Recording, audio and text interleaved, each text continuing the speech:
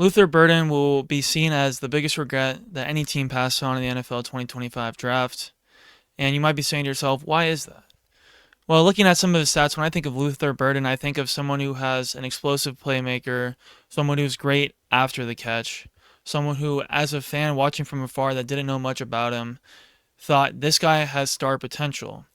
Now, this is what most people thought about Malik Neighbors. When I saw the film of Malik Neighbors, in my head I go, wow, that's some really great tape that I'm seeing from Luther Burden and from Malik Neighbors. And last year when I saw Malik Neighbors' film and I saw the people that reported on him saying how Marvin Harrison and Rome Odunze were better.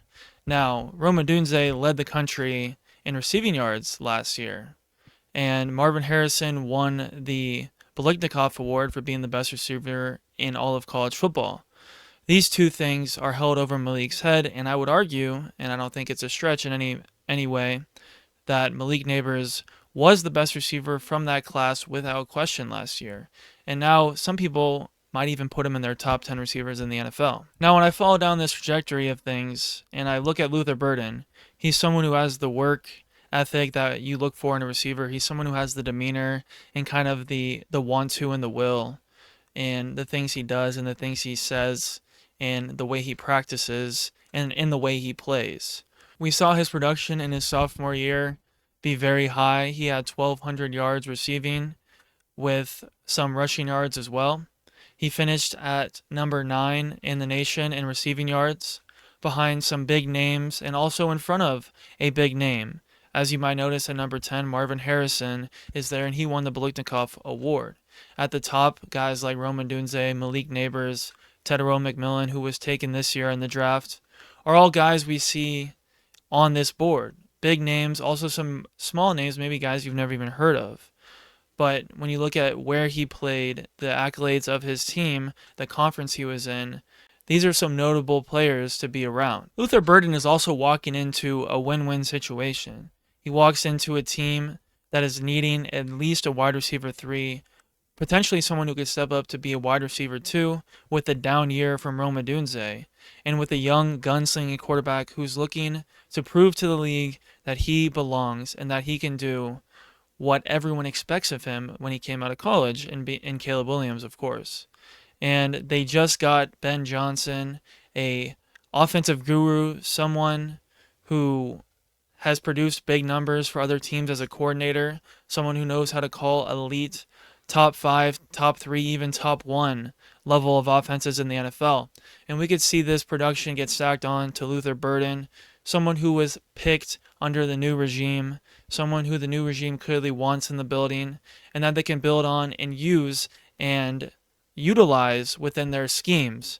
And this is why I think Luther Burden will have a giant year and be remembered as one of maybe the biggest regrets of every other team for passing on him. Luther Burden went into the second round.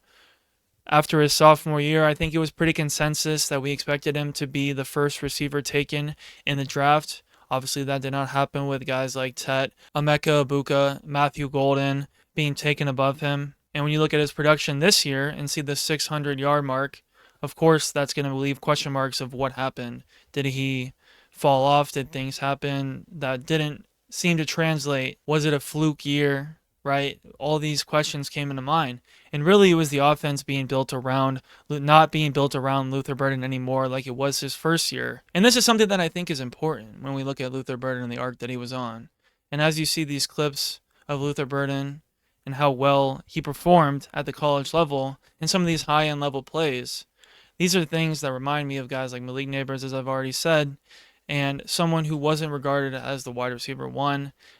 He didn't fall in the same realm that Luther did to the second round, but it's also because he was taken in the year that he had his best year. Imagine Luther Burden had his sophomore season this year and was draft eligible. We would have seen a lot different of a case in my mind. Now, with the fall off of Luther's production, we saw a fall off of passing yards from the team overall. We saw one less win in the win total.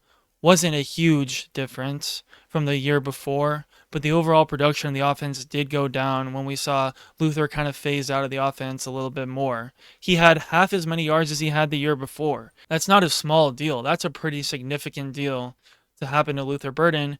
And I think the biggest reason to why his draft stock fell, but at the same time, he was still taken high in the second round because they saw the high end plays. They looked at the tape, they saw what was there, and why he didn't have the same production as he did the year before. He will tell you the same things. He's still the same player he was from that sophomore year.